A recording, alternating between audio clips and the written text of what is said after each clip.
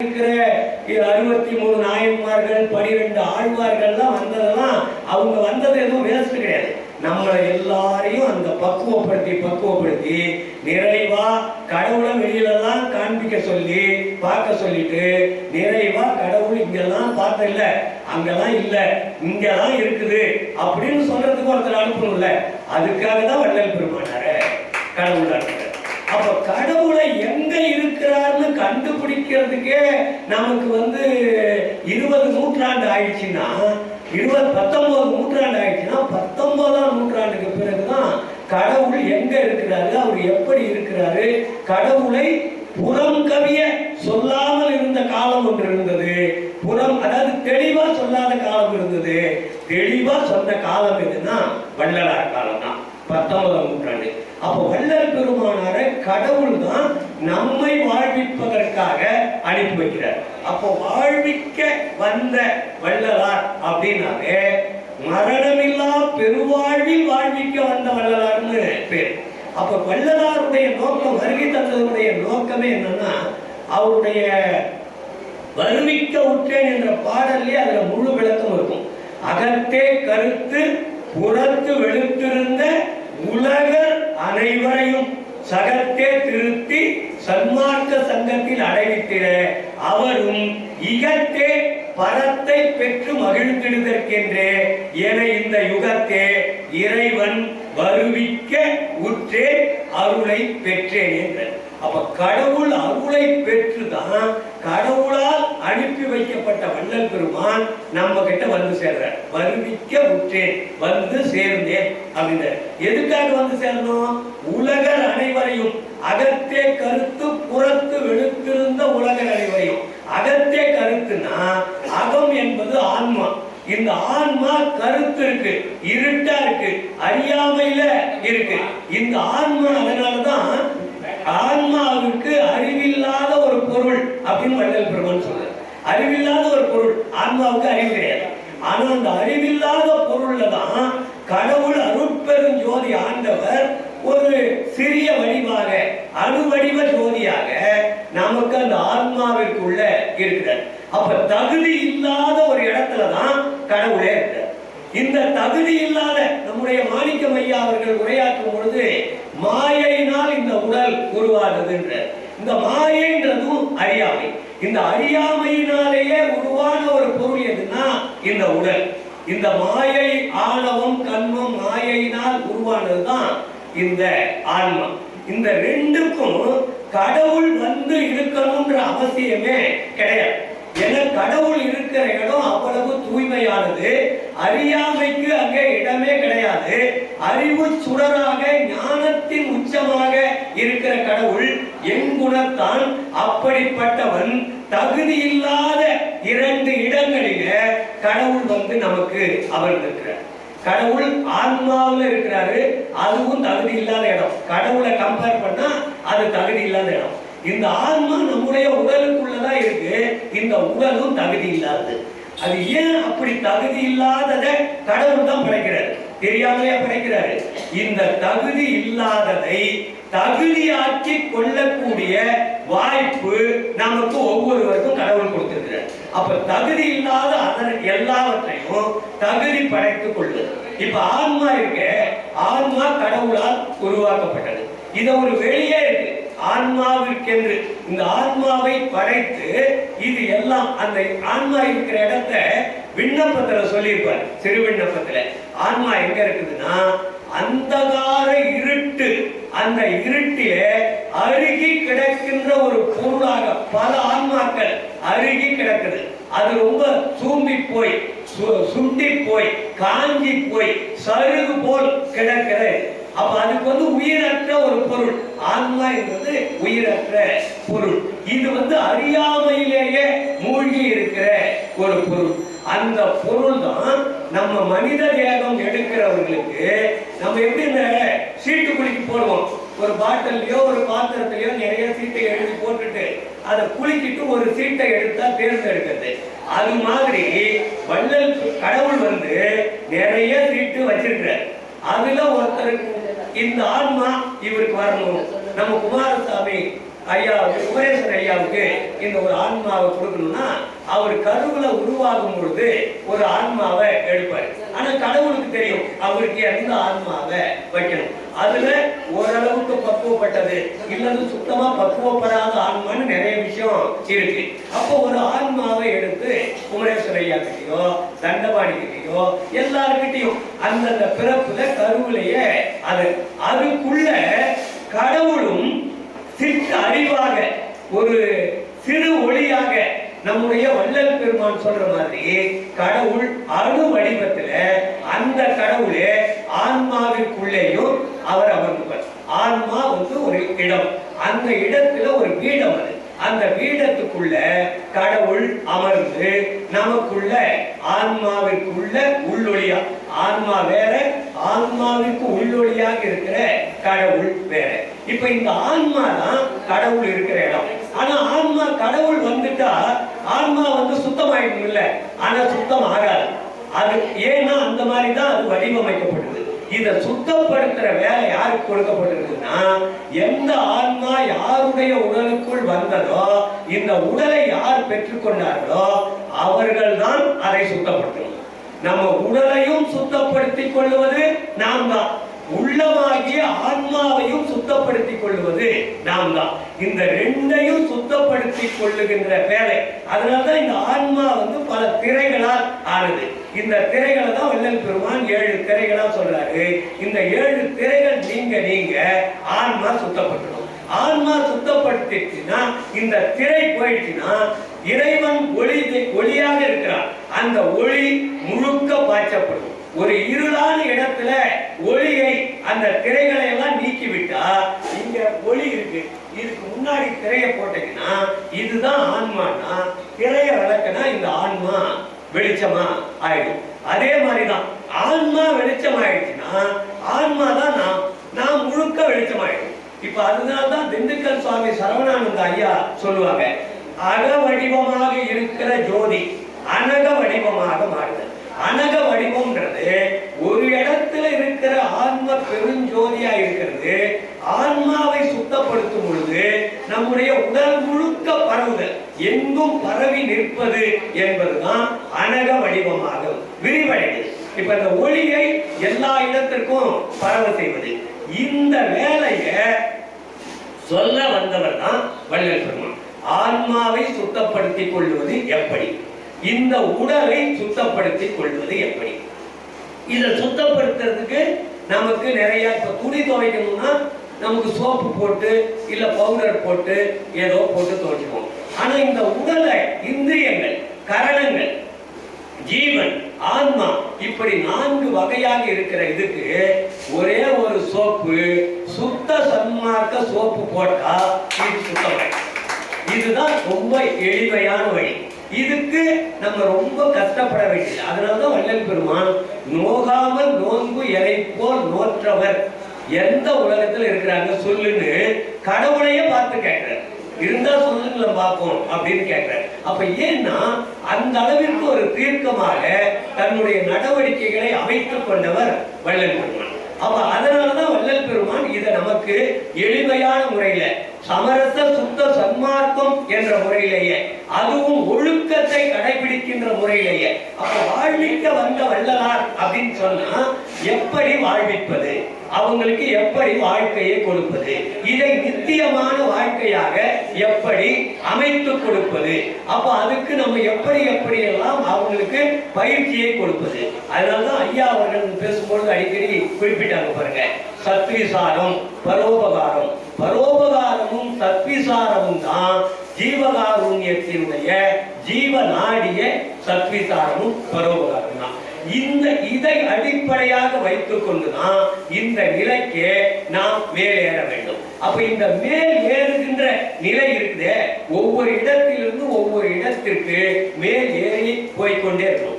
அதனாலதான் வள்ளல் பெருமான் நமக்கு ஞானம் பெற வேண்டும் அப்படின்னு சொல்வார். ஞானம் பெற்றால்தான் இந்த அருளை பெற முடியும். அருளை பெற்றால்தான் நித்தியமாக வாழ முடியும். அப்ப இந்த உடலையும் உள்ளத்தையும் சுத்தப்படுத்திக் கொள்ளும் போது ஆன்மாவிலே உள்ள திரைகளை எல்லாம் விலக்குவதற்கு எது பயன்படுகிறது என்றால் சத்விசாரம் முதன்மையாக பயன்படுகிறது. பரோபகாரம் முதன்மையாக பயன்படுகிறது. இதிலே இது சரியா அது சரியா இல்ல, இரண்டு கண்கள் போன்றது. எனவே சத்விசாரம் இல்லாமல் பரோபகாரமும் வெற்றி பெறாது, பரோபகாரம் இல்லாமல் சத்விசாரமும் வெற்றி பெறாது. அதனால்தான் அதுக்கு ரெண்டுக்கும் சேர்த்து ஜீவகாருண்யம் என்றாலே பரோபகாரமும் சத்விசாரமும் சேர்ந்ததுதான். இது ரெண்டும் வேற வேற இல்லை. ஆனா இந்த ரெண்டையும், அதனாலதான் திருவள்ளுவர் கூட என்ன சொல்வாரு, அறிவினால் ஆகுவது உண்டோ பிரிதின் நோய் தன்னோய் போல் போற்றார் கடை. இந்த சத்விசாரத்தின் மூலமாக பெறுவது அறிவு, பிரிதின் நோய் தன்னோய் போல் பார்ப்பது பரோபகாரம். இந்த ரெண்டையும் திருவள்ளுவரும் இணைச்சுதான் சொல்லியிருப்பாரு, நம்முடைய வள்ளல் பெருமானார் இணைச்சுதான் சொல்லியிருப்பாரு. அப்ப அறிவு இருக்குதுன்னா என்ன அர்த்தம்னா, பிறர் கஷ்டப்பட்டா அந்த கஷ்டத்தை போக்குகின்ற பக்குவம் யார் யாருக்கு வருகிறதோ அவர்களுக்கு தான் அறிவு இருக்குதுன்னே பெயர். இல்லைன்னா அந்த அறிவினால் எந்த பிரயோஜனமும் கிடையாது. அப்ப பரோபகாரமும் சத்விசாரமும் சேர்ந்ததுதான் அறிவு. அந்த அறிவு பேரறிவு, அதுதான் ஞானம். இந்த ஞானத்தை பெறுதல் தான் அருள் பெறுவதற்கான முதல் வழி. அப்ப அருளை பெறுவதற்கான வழியை தான் முதல்ல ஞானத்தை பெறுவதற்கான வழியாக வள்ளல் பெருமான் சொல்றார். அப்ப வள்ளல் பெருமான் தர்மசாலையும் கட்டுறார், அது பரோபகாரம். ஞான சபையும் கட்டுறார், அதுதான் ஞானம், அருள் பெறுவதற்கான வழி. அது சத்விசாரம். அப்ப சத்விசார 8 அறிவித்து எனை தனி ஏற்றி பட்டி மண்டபத்தில் பதித்த நெய் தந்தைய அப்படின்னு சொல்றது. இத பட்டிமன்றம்ன்ற, இந்த பட்டிமன்றம்ன்றத பூர்வமத்தி ஏன் சொல்றாருன்னா, இங்கதான் ஞான அறிவு இருக்கு. ஆன்ம அறிவு தான் ஞான அறிவு. ஞான அறிவை பெற்றால்தான் அருளை பெற முடியும். எப்படி ஞான அறிவை பெறுதல்? சத்விசாரத்தின் மூலமாக ஒரே பொருள் வச்சுக்கிட்டு ரெண்டு பிரிவா பிரிச்சு விவாதித்து நடுவர் ஒருத்தர் தீர்ப்பு சொல்றாரு, அதுக்கு பேர் தான் பட்டிமன்றம். அதே பட்டிமன்றம் இங்க நமக்கு நடத்தணும். அப்ப இந்த இடத்துல தீர்ப்பு சொல்றது யாருன்னா கடவுள் தீர்ப்பு சொல்றார். அந்த தீர்ப்பு நாள் தான் மரணமா மரணமில்லா பெருவாழ்வா என்பதுதான் அந்த தீர்ப்பு நாள். அதற்கு முன்னாடி நம்ம செய்ய வேண்டியது பரோபகாரமும் சத்விசாரமும் செய்து கொண்டே இருக்கணும். அப்படி அதனாலதான் வள்ளல் பெருமான் ஞான சபை தர்மசாலையோட மட்டும் நிறுத்திக்கல, ஞான சபையோட மாத்திரம் நிறுத்திக்கல. அதற்கு பிறகு அருள் பூரண அருள் பெறக்கூடியதற்கான அடையாளமாக மேட்டுக்குப்பம் என்ற சித்தி வளாகத்தையும் நமக்கு ஒரு அமைப்பா உருவாக்கி கொடுத்திருக்கிறார். ஒன்னு தர்மசாலை, இன்னொன்னு ஞான சபை, இன்னொன்னு அருள் சபை. மேட்டுக்குப்பம் என்றது அருள் சபை. இந்த அருள் சபையில தான் நம்ம மரணமில்லா பெருவாழ்வு, அதான் இறைவனை உணர்ந்து இறைமயமாக மாறுதல் எல்லாம் இந்த அருள் கிடைக்கும் பொழுதுதான் வருது. அந்த அருள் எப்ப கிடைக்கும்னா ஞானத்தின் உச்சத்துல கிடைக்கும். அப்ப வள்ளல் பெருமான் அதற்கு தேர்ந்தெடுத்த நாள் தான் தைப்பூச திருநாள். இந்த தைப்பூசம் என்பதே, இந்த பூசம்ன்றதே 27 நட்சத்திரத்துல 8வது நட்சத்திரம் எதுன்னு பாத்தீங்கன்னா பூச நட்சத்திரம். ஏன் அதை 8வது நட்சத்திரத்தை வள்ளல் பெருமான் தேர்ந்தெடுக்க, அதுக்கு முன்னாடி கூட தேர்ந்தெடுத்திருக்காங்க. அதை ஒரு வழிபாடா வச்சிருப்பாங்க. முருகன் கோயில்ல தைப்பூசம் திருவிழா தொடர்ந்து வள்ளல் பெருமான் நம்ம தைப்பூசம் ஆரம்பிக்கிறதுக்கு முன்னாடி இருந்தே தைப்பூச திருவிழா நடந்துட்டு தான் இருக்கு. இதுல எல்லாம் நம்ம முழுமையா உணர்ந்துக்கணுமா அப்படின்றது சந்தேகம். ஏன்னு கேட்டீங்கன்னா பூச நாள் அப்படின்றது ஞானத்தை பெறுவதற்கு உகந்த நாள். உலகத்துல ஒரு நாள் இருக்குதுன்னா அது பூச நாள் தான். அதனாலதான் அந்த நாளை வள்ளல் பெருமான் தேர்ந்தெடுக்கிறார். இத வேற ஒரு சமயம் வேற ஒரு மதம் சொல்றாங்க, அதுக்காக இல்ல. பூசம் என்பதே ஞானத்தை பெறுவதற்கு உகந்த நாள். அதனாலதான் ஞான சபையை கட்டி தெற்கு பக்கமாக பார்க்கிற மாதிரி ஞான சபையை கட்டி நாம் எல்லாம் வடக்கு நோக்கி நின்று அந்த ஞானத்தை பெறணும். நீங்க தட்சிணாமூர்த்தி சிலையெல்லாம் பார்த்தீங்கன்னா தென் திசை கடவுள் தான் அவர் சொல்லுவாங்க. தென் திசையில அவர் உட்கார்ந்துருப்பாரு, வட திசையை நோக்கி அவருடைய சீடர்கள் உட்கார்ந்துருப்பாங்க, அவர்கிட்ட இருந்து உபதேசம் பெறுவதற்கு, ஞானத்தை பெறுவதற்கு. அதே அமைப்புல தான் வள்ளல் பெருமான் ஞான சபையை கட்டி நமக்கு அதை கொடுத்திருப்பார். அப்ப நம்ம எல்லாம் வடக்கு நோக்கி நின்று அந்த தரிசனத்தை பார்க்கணும். அப்ப ஞானத்தை பெறுவதற்கான நாளாக பூச நாளை உருவாக்கி ஞானம் பெறுவதற்கு உகந்த இன்னொன்னு தெற்கு பக்கம் இருக்க அதை யம திசைன்னு சொல்லுவாங்க.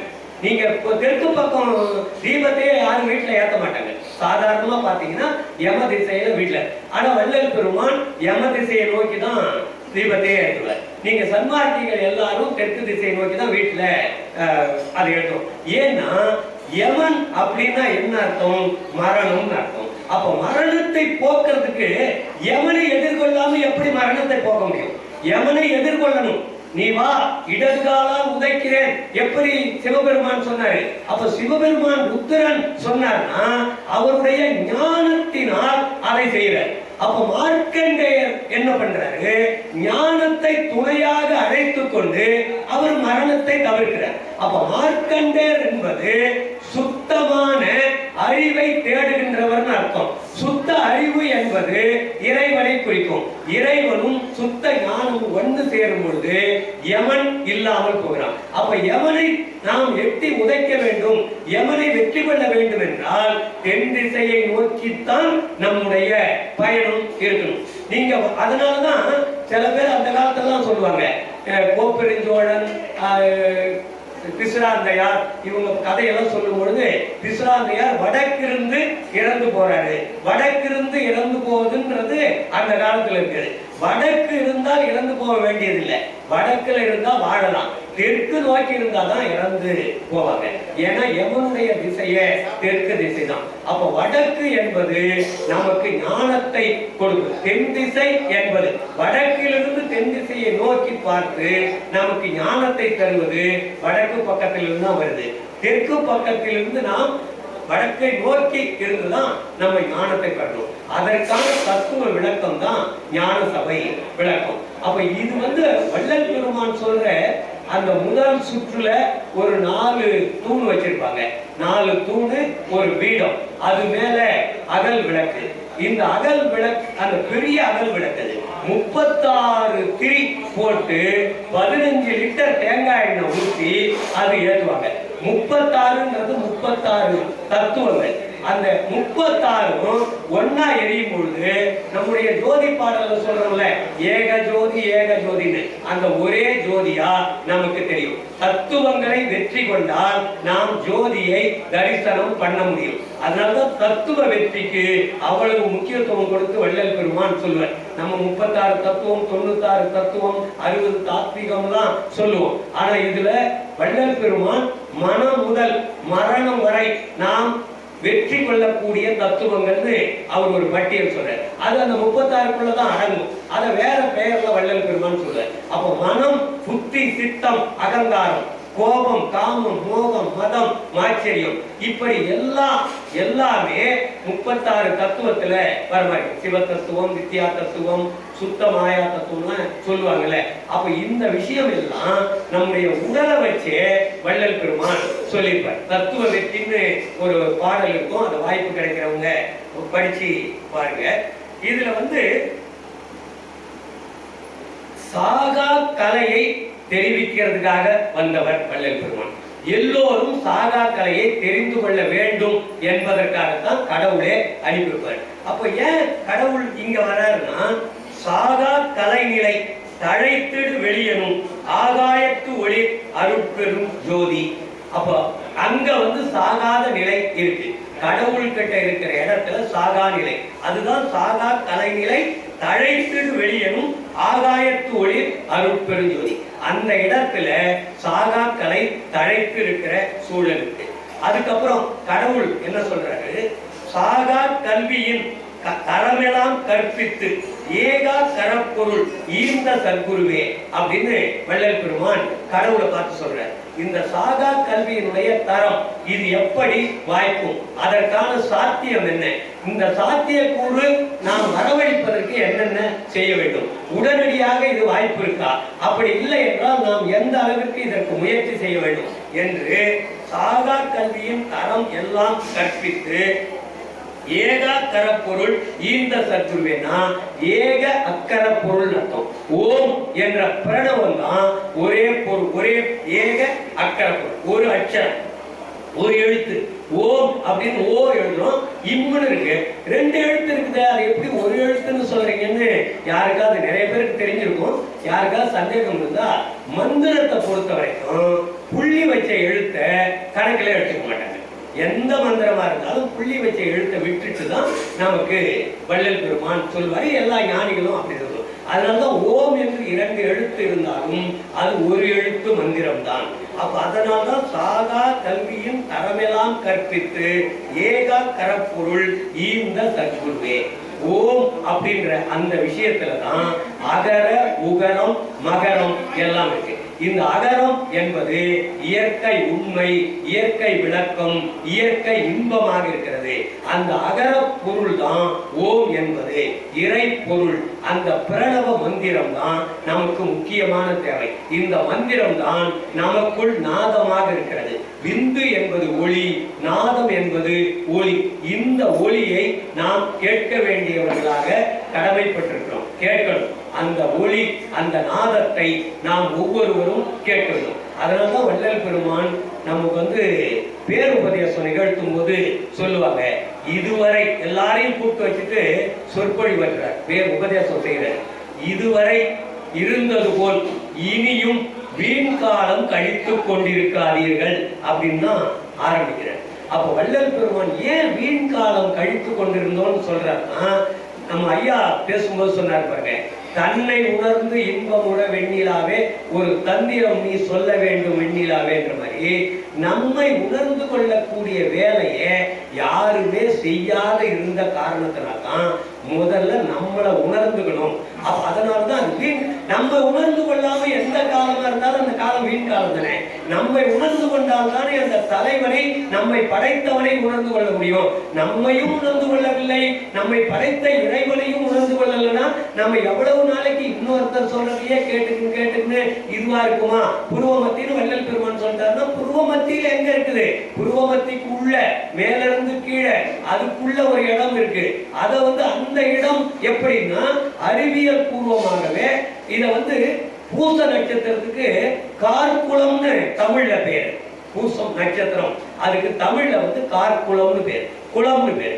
இந்த குளம் எனது உலத்தினும் கண்ணினும் எனது உயிரினும் எனது குலத்தினும் நிரம்பிய குரு சிவபதியே அப்படின்னு. அந்த குலம் என்பதுதான் நம்முடைய ஆன்மா. நம்முடைய ஆன்மா இருக்கிற இடம் அந்த தலைப்பகுதியில ஒரு கேப் இருக்கு, ஒரு துவாரம் மாதிரி.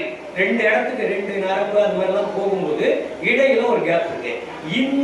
இந்த இடம் தான் ஆன்மா பதிந்திருக்கிற இடம். அப்ப ஆன்மான்றது ஒரு பொருளா, ஒரு அவயமா நம்ம அதை பார்க்க முடியாது. அது சூட்சமமா இருக்கு. அந்த இடத்தை, அந்த இடம் தான். ஆனா அது எந்த மருத்துவர்களுக்கும் அந்த இடம் தான் தெரியாது. எல்லா மருத்துவர்களை கேட்டாலும் அது தெரியாதுன்னு தான் சொல்லுவாங்க. ஆனா அந்த இடத்துக்கு சிலபஸ்ல, எம்பிபிஎஸ் சிலபஸ்ல அந்த இடத்துக்கு என்ன பயன், அது என்ன பண்ணுது அப்படின்றதுக்கு அந்த பாடத்திட்டத்துல கிடையாது. நான் ஒரு மருத்துவர்கிட்ட கேட்டேன், அது மாதிரி ஒரு பாடத்திட்டத்திலே கிடையாது. ஆனா அது இருக்கு. அந்த இடம் தான் அதனுடைய பயனை பற்றியே ஏன்னா அந்த பயன் சாதாரண அறிவுல நம்ம தெரிஞ்சிக்க முடியாத பயன். இறைவன் இருக்கிற இடம், இறைவன் எப்படி இருப்பான், அந்த ஆன்மாவுக்கு இன்னொரு கேட்டீங்கன்னா வள்ளல் பெருமான் இருக்கிற இடத்துல இருந்தே அதற்கு ஒரு கலர் இருக்கு, இந்த வண்ணத்துல தான் ஆன்மா இருக்கு அப்படின்னு சொல்ற. நம்முடைய பேருபதேசம் நிகழ்த்தினப்ப ஒரு கொடியை ஏற்றி வச்சுட்டு தான் பேருபதேசமே. அப்ப நம்ம இந்த ஆன்மாவை சுற்றி இருக்கிற பகுதி மஞ்சள் நிறமா இருக்கு, உள் பகுதி வெள்ளை நிறமா இருக்கு. அதனால்தான் நம்ம சன்மார்க்க கொடிய மேல 1/4 பங்கு மஞ்சள் நிறமாகவும் கீழே 3/4 பகுதி 3 பங்கு வெண்மை நிறமாகவும் வச்சிருக்கோம். நீங்க தீபத்தை ஏத்தனீங்கன்னா சுத்தி மஞ்சள் நிறமா தெரியும், உள்ள பார்த்தீங்கன்னா தூய்மையான வெண்மை நிறமா தெரியும். அப்ப இந்த ஜோதி தான் இந்த கொடி, நம்முடைய ஆன்மாவினுடைய உள் ஒளி தான் இந்த கொடி, இந்த ஆன்ம அறிவு தான் இந்த கொடி. இந்த ஆன்ம அறிவை உயர்த்த உயர்த்த ஞானத்தில் ஞானம் என்பதை நாம் அடைவோம். எல்லாருக்கும் கேட்காத கேள்விகள் எல்லாம் நமக்குள்ள தோன்றும்.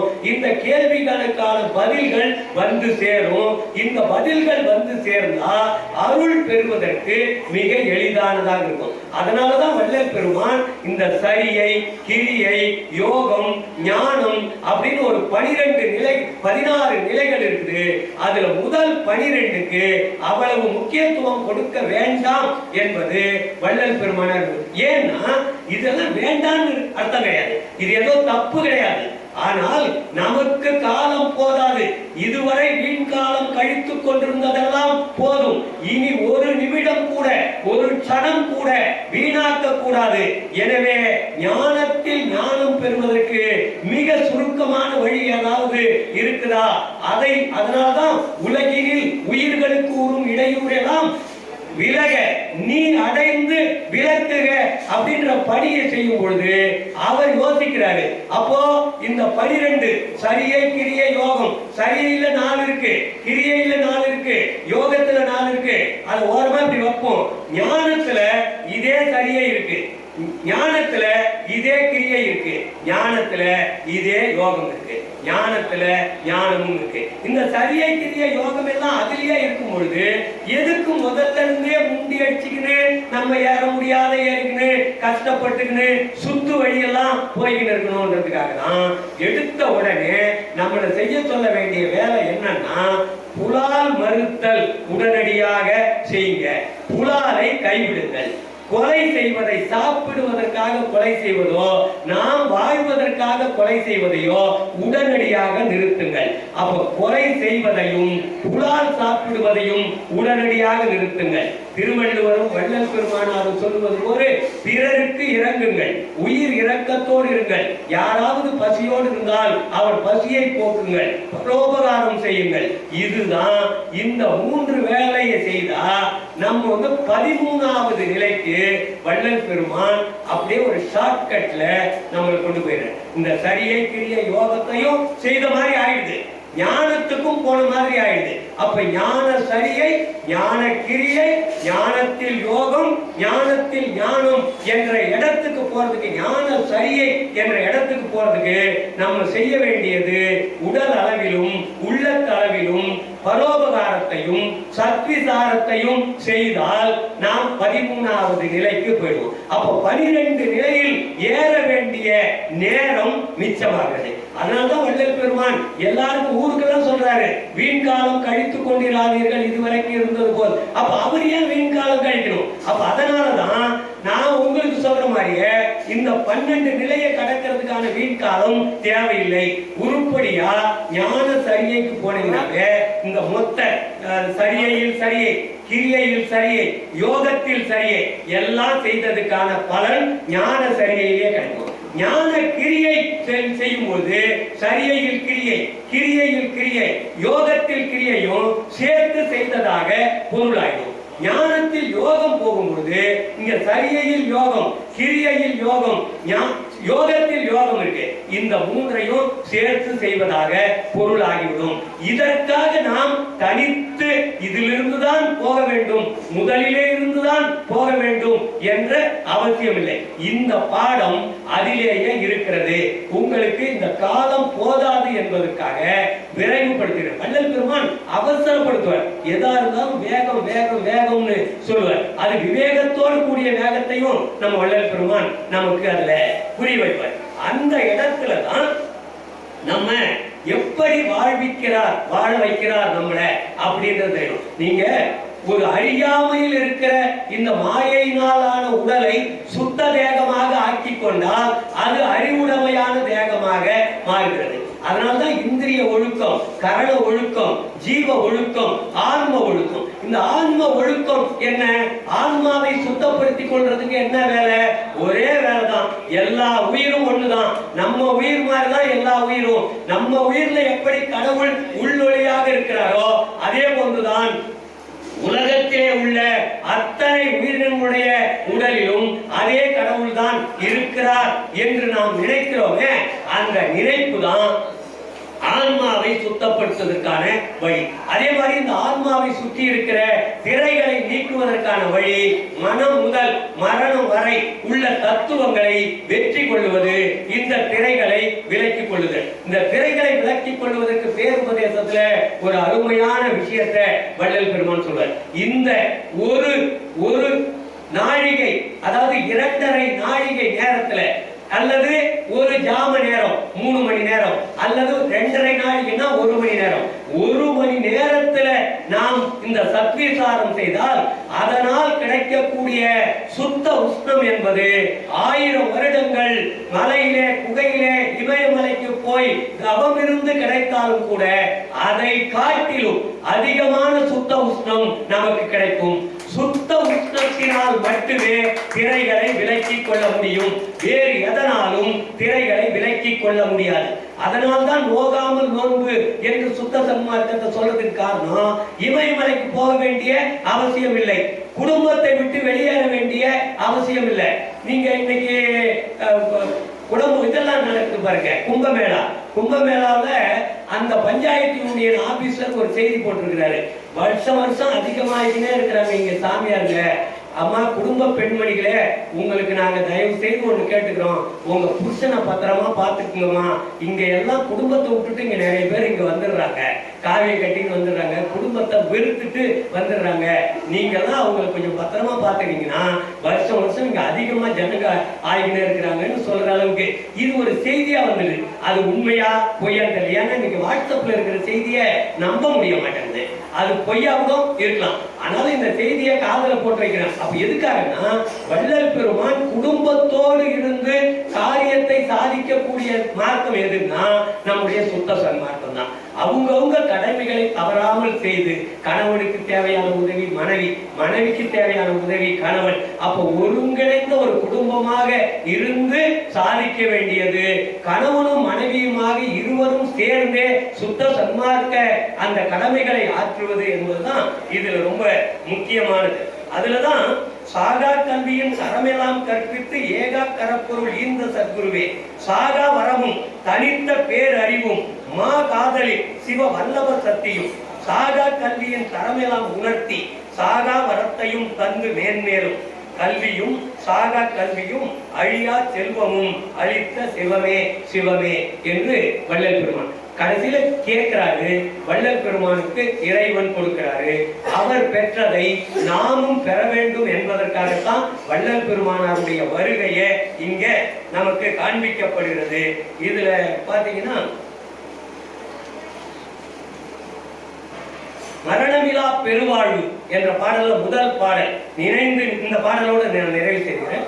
நினைந்து நினைந்து உணர்ந்து உணர்ந்து நெகிழ்ந்து நெகிழ்ந்து அன்பே நிறைந்து நிறைந்து ஊற்றெழும் கண்ணீர் அதனால் உடம்பு நனைந்து நனைந்து அருள் அமுதே நன்னிதியே ஞான நடத்தரசே என்னுரிமை நாயகரே என்று வனைந்து வனைந்து ஏத்துதும் நாம் வம்மின் உலகியலீர் மரணமிலா பெருவாழ்வில் வாழ்ந்திடலாம் கண்டீர் புனைந்துரையேன் பொய்ப்புகழேன் சத்தியம் சொல்கின்றேன் பொற்சபையில் சிற்சபையில் புகுந்தருணம் இதுவே. பொற்சபை என்பது அண்டத்திலே இருப்பது, சிற்சபை என்பது இந்த பிண்டத்திலே இருப்பது. இந்த 2 இடத்திலும் ஒரு சேர போவதுதான் இகத்திலேயே பரத்தை பெற்று மகிழ்தல். அதனால்தான் மரணமிலா பெருவாழ்வில் வாழ்ந்திடலாம் கண்டீர் என்று வள்ளல் பெருமான் இந்த பாடல்ல சொல்வார். வாழ்விப்பதற்கான வழியே மரணமிலா பெருவாழ்வுதான். அதையெல்லாம் நாம் வாழலாம் வம்மின் என்று அழைக்கிறார். அந்த அவருடைய வேண்டுகோளை ஏற்று நாம் அந்த நிலையை, உய்வு அடைகின்ற நிலையை, பேர் ஆனந்த நிலையை அடைவோமாக என்று சொல்லி நிறைவு செய்கிறேன். நன்றி. கண்ணா கண்ணா கண்ணா கண்ணா கண்ணா கண்ணா மாடுமேக்கும் கண்ணா மாடுமேக்கும் ஐயாலாம் கேட்டுப்பாரு. மாடு மேய்க்கும்